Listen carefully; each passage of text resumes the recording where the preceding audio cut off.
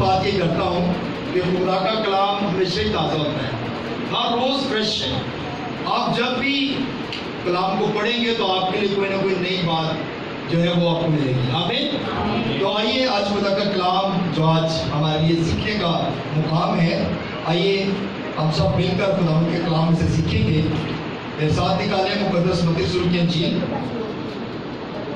اس کا 20 باب اور اس کی پہلی آیت سے لے کے 12 آیت تک پڑھیے گا۔ جی کھڑے ہو کے پڑھیے گا جلدی سے، پہلی آیت سے لے کے 12 آیت تک مقدس متی سلوک کی انجیل، اس کا 20 باب چیپٹر نمبر 20 اور ورس 1 to 12۔ نام میں لکھا گیا، کیونکہ آسمان کی بادشاہی اس گھر کے مالک کی مانند ہے جو سویرے نکلتا تاکہ اپنے پاکستان میں مزدور لگائے، اور اس نے مزدوروں سے 1 دینار روز ٹھہرا کر انہیں اپنے پاکستان میں بھیج دیا۔ پھر پہر دن چڑھے کے قریب نکل کر اس نے اوروں کو بازار میں بیکار کھڑے دیکھا اور ان سے کہا، تم بھی پاکستان میں چلے جاؤ، جو واجب ہے تم کو دوں گا۔ بس وہ چلے گئے۔ پھر اس نے دوپہر اور تیسرے پہر کے قریب نکل کر ویسا ہی کیا، اور کوئی 1 گھنٹہ دن رہے، پھر نکل کر اوروں کو کھڑے پایا اور اس نے ان سے کہا، تم کیوں یہاں تمام دن بیکار کھڑے رہے؟ انہوں نے اس سے کہا، اس لیے کہ کسی نے ہم کو مزدوری پر نہیں لگایا۔ اس نے ان سے کہا، تم بھی پاکستان میں چلے جاؤ۔ جب شام ہوئی تو پاکستان کے مالک نے اپنے کارندہ سے کہا کہ مزدوروں کو بلاؤ اور بچھڑوں سے لے کر پہلوں تک ان کی مزدوری دے دے۔ جب وہ آئے جو گھنٹہ بھر دن رہے لگائے گئے تھے، ان کو 1 دینار ملا۔ جب پہلے مزدور آئے تو انہوں نے یہ سمجھا کہ ہم کو زیادہ ملے گا، اور ان کو بھی ایک ہی 1 دینار ملا۔ جب ملا تو گھر کے مالک سے یہ کہہ کر شکایت کرنے لگے کہ ان پچھلوں نے 1 ہی گھنٹہ کام کیا ہے، اور تو نے ان کو ہمارے برابر کر دیا، جنہوں نے دن بھر کا بوجھ اٹھایا اور سخت دھوپ سہی۔ خدا کی پاک کلام کے پڑھے اور سنے جانے پہ خدا کی برکت۔ سب کہیں آمین۔ میرے عزیزو، آج جو یہ کلام ہے مزدوروں کے حوالے سے، کہ اس میں ہم دیکھتے ہیں کچھ چیزیں، کیونکہ یہ تمثیل ہے اور تمثیل کو سمجھنا یہ ایک بات ہے۔ یسوع نے ایک تمثیل کہی ہے اور اس میں یسوع نے اپنے آپ کو پریزنٹ کیا ہے، یسوع نے اپنے آپ کو پیش کیا ہے۔ یسوع مالک ہے اور ہم سب کیا ہیں؟ مزدور ہیں۔ اور ہم کس کھیت میں کام کر رہے ہیں؟ یسوع کے کھیت میں کام کرتے ہیں۔ یہاں پر ایک بات بتائی گئی ہے کہ مالک جو ہے، بادشاہ جو ہے، وہ باہر نکلا ہے اور مزدور لینے کے لیے، اور مزدوروں کو لے کر آیا ہے اور کہا ہے کہ تم پاکستان میں کیا کرو؟ کام کرو۔ اور جو پاکستان میں کام کرتا ہے ان کو مقرر کیا گیا کہ آپ کو 1 دینار جو ہے وہ دہاڑی یا مزدوری دی جائے گی۔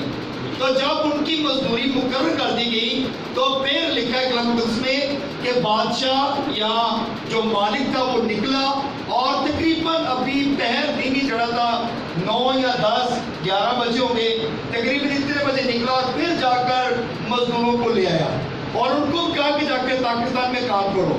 پھر لکھا کہ پہر دن چڑھے اور پھر دوپہر یعنی کہ کوئی 12 بجے کے بعد یا 3 بجے تقریباً اتنے بجے گیا اور پھر مزدوروں کو لے کے آیا اور مزدوروں کو کہا کہ تم پاکستان کیا کرو؟ کام کرو۔ اور اس کے بعد پھر کیا ہوا کہ جب 1 گھنٹہ رہ گیا تھا ٹائم ختم ہونے میں مزدوری کا یا دن کا، اور ہم اکثر پاکستان میں ہم دیکھتے ہیں کہ صبح 8 بجے مزدور آتے ہیں اور شام 5 بجے تک کام کرتے ہیں۔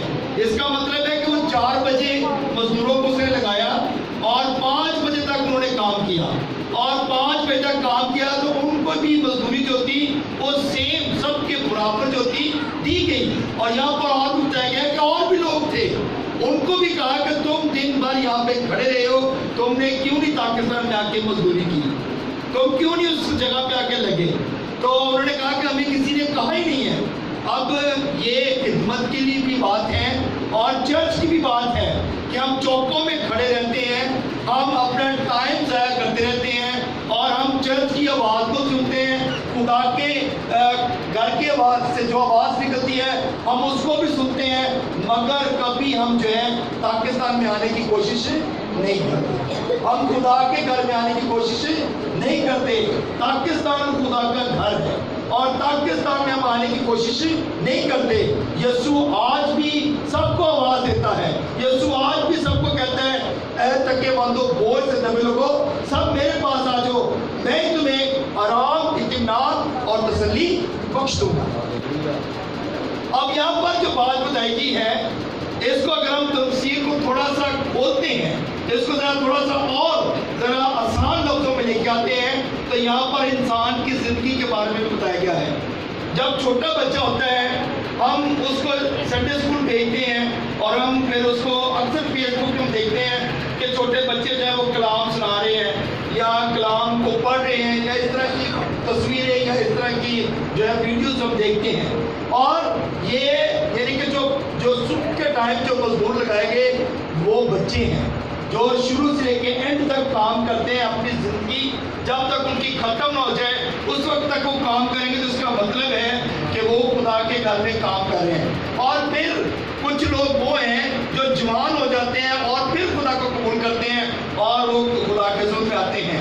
اور اس کے بعد وہ لوگ ہیں جو بوڑھے ہو جاتے ہیں اور اپنے بڑھاپے میں جا کر خدا کو قبول کرتے ہیں. اور کچھ لوگ وہ ہیں جو 1 گھنٹے کی بات بتائی گئی ہے, وہ لوگ ہیں جو مرنے کے قریب ہوتے ہیں اور آ کر توبہ کر لیتے ہیں اور خدا ان کو بھی اپنی بادشاہی میں داخل کر دیتا ہے. آمین. جان دینے تک وفادار ہے تو پھر تجھے زندگی کا تاج ملے گا. جان دینے تک وفادار رہنا ہے. اگر ہم بچپن میں خدا کو قبول کرتے ہیں تو مرتے دموں تک ہم نے خدا کے حضور میں رہنا ہے. پھر زندگی کا تاج ہے. تاج ایسی نہیں مل جانا. تاج لینے کے لیے بڑی تگ و دو ہے, بڑی دوڑ ہے, بڑی کوشش ہے, پھر جا کے زندگی کا تاج ملنا ہے. تو میرے چیزوں اس تمثیل کی جو بات ہے وہ ہماری جوانی سے لے کے بڑھاپے تک بلکہ مرنے تک یہ تمثیل ہمیں یسوع مسیح نے بتائی ہے. خدا کے کلام میں سے یہ تمثیل ہم پڑھتے ہیں تو پھر ہم جو ہے وہ برکت پاتے ہیں. اب یہاں پر ہم دیکھتے ہیں کہ اس تمثیل کا جو نقل لباب ہے وہ یہ ہے. اس تمثیل میں جو یسوع کے شاگرد تھے انہوں نے بھی کہا کہ یسوع کے پاس ایک شخص آیا اور وہ بڑا دولت مند تھا اور اس نے کہا کہ میں کیا کروں استاد, میں کیا کروں کہ ہمیشہ کی زندگی پاؤں. تو یسوع نے اس کی زندگی پہ غور کیا اور اس نے دیکھا کہ اس سے پوچھا کہ تو کیا کیا کرتا ہے. اس نے کہا میں سارے حکم مانتا ہوں جو کچھ کلام مقدس میں لکھا ہے, جتنے بھی 10 احکام ہے اس کے مطابق بھی چلتا ہوں اور خدا کے مطابق جو خدا کے کلام میں لکھا ہے کہ یقین دے وہ بھی دیتا ہوں اور خدا سے ڈرتا بھی ہوں اور خدا کے ہر کام کرتا ہوں اور میں جتنے بھی جو کچھ مجھ سے ہو سکتا ہے وہ میں کرتا ہوں. یسوع نے کہا کہ تجھ میں پھر ایک کمی ہے کہ تیرے پاس جو دولت ہے نا اس کو کیا کر ساری کو بیچ دے اور غریبوں میں کیا کر بانٹ دے. تو جب یسوع نے یہ بات اس امیر آدمی سے کہی, اس شخص سے کہی, تو وہ آدمی نے دولت کی طرف توجہ نہیں کی بلکہ اس کو پریشان ہو کر اپنے گھر چلا گیا کیونکہ وہ بہت زیادہ امیر تھا اور اپنی دولت کو جو ہے وہ ختم کرنا نہیں چاہتا تھا. اور یسوع مسیح نے ایک بات اپنے شاگردوں سے کہی. اس نے کہا کہ دولت مند کا خدا کی بادشاہی میں داخل ہونا بڑا ہی مشکل ہے. اور اس نے کہا ایک اور بات کہی, اس نے کہا کہ سوئی کے ناکے میں سے اونٹ کا گزر جانا آسان ہے مگر دولت مند کا خدا کی بادشاہی میں داخل ہونا مشکل ہے. اس لیے کہ اگر وہ خدا کے کلام پر غور کرے گا, اگر وہ خدا کی بات کو مان جائے گا, اگر خدا کے حکم پر عمل کرے گا تو پھر دولت مند بھی خدا کی بادشاہی میں داخل ہوں گے. مگر جب تک وہ خدا کے حکم پر عمل نہیں کریں گے اس وقت تک وہ خدا کی بادشاہی میں داخل نہیں ہو سکتے. سو میرے چیزوں ہم دیکھتے ہیں کلام مقدس میں سے کہ یسوع کے شاگردوں نے بات کہی کہ اے خداوند دیکھ ہم اپنا سارا کچھ چھوڑ کے تیرے پیچھے چل رہے ہیں.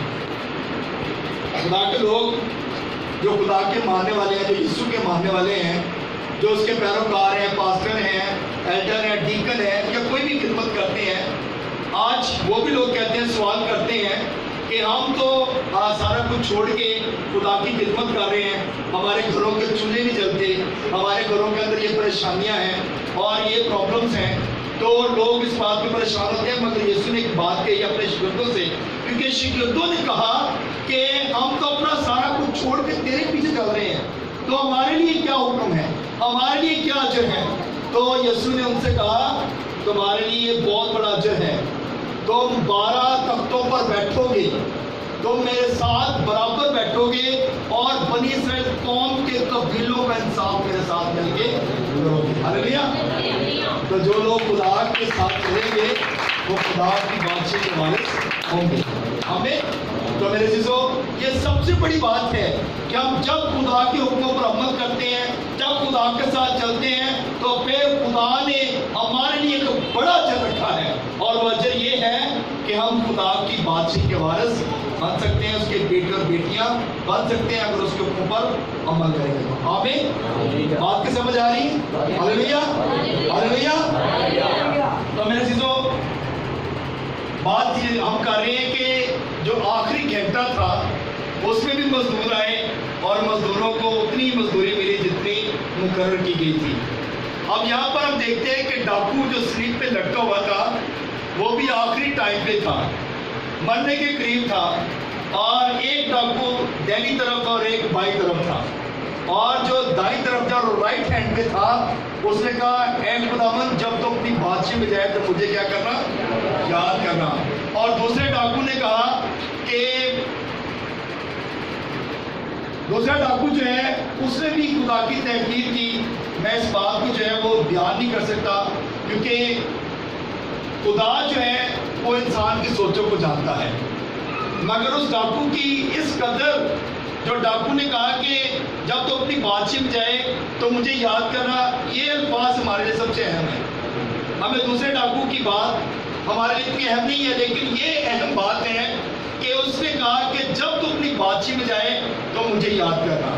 کیا ہم بھی اس ڈاکو کی طرح یہ بات کہہ سکتے ہیں کہ یسوع ہے خداوند جب تو دنیا میں آئے تو بے شک ہم گنہگار ہیں, لیکن ہمارے گناہوں کی طرف نہ دیکھنا, ہمیں اس قابل بنانا ہے کہ ہم تیرے ساتھ اور اٹھ کر تیرا استقبال کر سکیں. آمین. کیونکہ اس کی بات اہم ہے, اس کی بات سب سے امپورٹنٹ ہے, اور اس یسوع نے اپنی زبان مبارک سے یہ بات کہی کہ تو آج اسی وقت میرے ساتھ فردوس میں ہوگا. یہ سب سے بڑی بات ہے, سب سے بڑی بات اس کی یہ ہے, اور مجھے یہ سب سے پسند ہے بات کہ یسوع نے اسے اکیلا نہیں چھوڑا. اسے یہ نہیں کہا کہ تم گھنٹے بعد آنا, یا تو سال بعد آنا, یا تو اتنی دیر بعد آنا, یا جب میں دوبارہ آؤں گا تو پھر تجھے اپنے ساتھ لے کے جاؤں گا, بلکہ یسوع نے کہا کہ تم آج ہی میرے ساتھ فردوس میں ہوگا. تو ہمارے لیے بھی یہی الفاظ ہیں یسوع کے کہ تو آج ہی میرے ساتھ فردوس میں ہوگا. آج ہی ہم خدا کے پیروکار بن سکتے ہیں, آج ہی ہم اس کے بیٹے اور بیٹیاں بن سکتے ہیں, آج ہی ہم اس کے نزدیک آ سکتے ہیں اگر ہم سچے دل کے ساتھ اپنے خدا کو قبول کریں. آمین.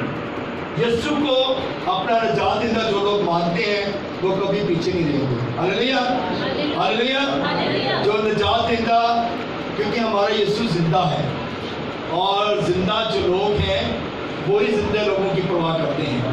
آمین. تو وہی اپنے لوگوں کو لے کر جائے گا. مردے کبھی بھی کسی کی پرواہ نہیں کرتے, مردے کبھی بھی کسی کو لے کے جاتے, نہ ہی بچا سکتے ہیں اور نہ ہی ان کے مدد کر سکتے ہیں. اور زندہ خدا جو ہے ہمارا یسوع مسیح ناصری ہے, وہی ہماری مدد کرتا ہے اور وہی ہمارے لیے دروازہ کھولے کھڑا ہے. آج بھی وہ کہتا ہے دیکھ میں نے تیرے لیے دروازہ کھول رکھا ہے, تجھ میں تھوڑا سا زور ہے اس لیے دیکھ میں نے تیرے لیے دروازہ کھولا ہوا ہے. مکاشفہ کی کتاب اس کا 3 باب اگر آپ پڑھتے تو اس میں لکھا ہوا ہے کہ میں نے تیرے لیے دروازہ کھولا ہوا ہے. یسوع نے ہمارے لیے آج بھی دروازہ کھولا ہوا ہے.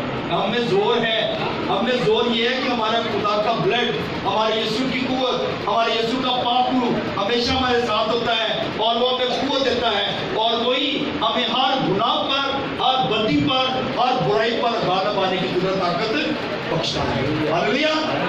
तो हम में जोर है, हम वो दरवाजा खोल सकते हैं और हम यीशु के पास जा सकते हैं। हालेलुया।